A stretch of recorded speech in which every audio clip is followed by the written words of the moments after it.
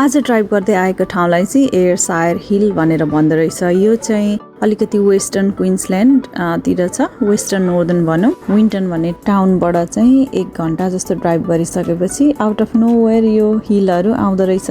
परबाट हेर्दाखेरि चाहिँ table mountain जस्तो देखिने, तर नजिकबाट आइसकेपछि चाहिँ सानो सानो थुम्का थुम्की पहाडहरू छ। एकदमै रमणीय छ हेर्दाखेरि। वरपर घरहरू पनि छैन, बाटोको छेउमा चाहिँ एउटा सानो बस्ने एरियाहरू छ। अनि त्यसले गर्दाखेरि चाहिँ यहाँ एकछिन बसेर हेर्न चाहिँ मिल्छ। अनि त्यहाँ देखिएको पहाडमा चाहिँ ड्राइभ गरेरै जान पनि मिल्दो रहेछ। अनि जस ओभरअल यो रमाइलो छ ठाउँहरू। परसम्म पनि पहाडको थुम्का थुम्कीहरू छ। निकै लामो डिस्टेन्समा ड्राइभ गर्दै जाँदाखेरि देखिने रहेछ।